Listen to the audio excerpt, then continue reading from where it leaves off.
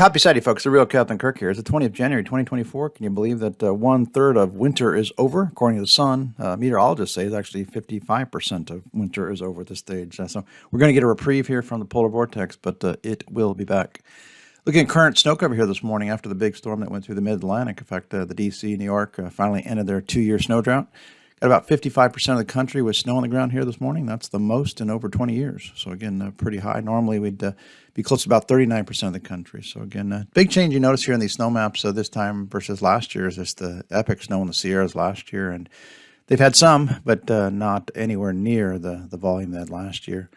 Picking up a lot of ground here. We were about 50% below average and number one least snow back in December for the nation as a whole over the last 39 years. But picking up ground, minus 11% versus last year at this point, minus 20% below average, and now 10th least of the past 39. So making some improvements here, and we think we'll continue to make some improvements as we get into February.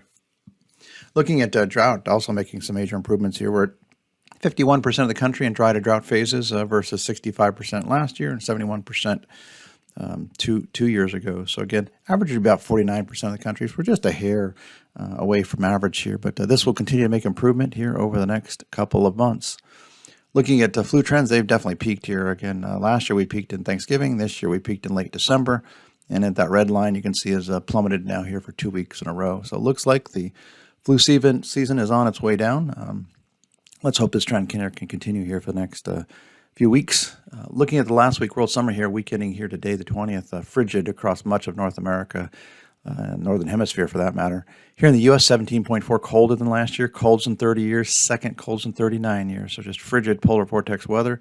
46% drier than last year, at least in 3 years, 10th driest in 39, but that doesn't mean less snow because snowfall was up 85%, most in 8 years, fifth most in 39 years, so very snowy.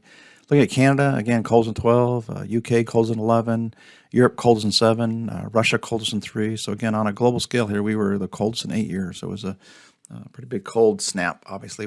See all that dark blue is the polar vortex. Red is very warm there across China. In fact, they were number one warmest there in China. Map since it left are the trends versus average.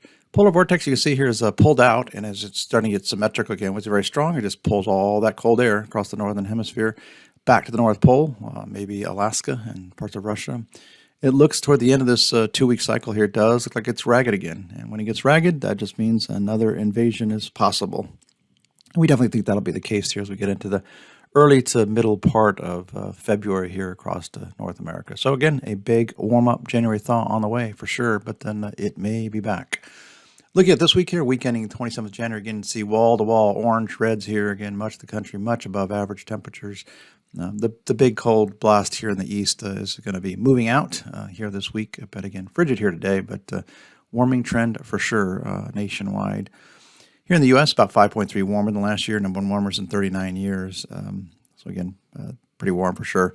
82% less snow than last year, number one least, but not so on the rainfall front. In fact, we could have some marginally severe weather across the south this week. Again, thunderstorms are not. We'll have to see if we get some tornadoes out of this, but there's some severe weather possible in the deep south. Number one wettest in 39 years. So again, very wet for sure. Look at the 6-day snowfall maps here. Not much. We're going to go through these pretty quickly here. There's some in the Sierras. They're going to be probably the big winner here the next 6 days and even into next week. If we look at next week here, week ending 3 February, there's a Groundhog Day on the 2nd here. So again, a Groundhog Day week. Again, warm. We'll see. Punxsutawney Phil here in PA is going to have a warm period. We'll see if he can see a shadow or not with some rain. But again, a warm week, 7.4 warmer than last year. Number one warmest in 39 years, much above average. Way down on the snowfall front, 74% less than last year, least in 4 years, third least in 39. And rainfall down a bit, 53% drier than last year, 14th driest. So again, still stormy there in Sierras. They'll take it after the epic snow they had last winter. They're playing big-time catch-up here this year. If we just aggregate these 2-week trends here across the world here, you can see much of the northern hemisphere has gone warm. Again, the cold you can't see because it's off the map here into the poles and part of there in Alaska and Greenland. But again, it will probably be back as we look into the early mid-February timeframe. In fact, we think another blast even into late February, early March.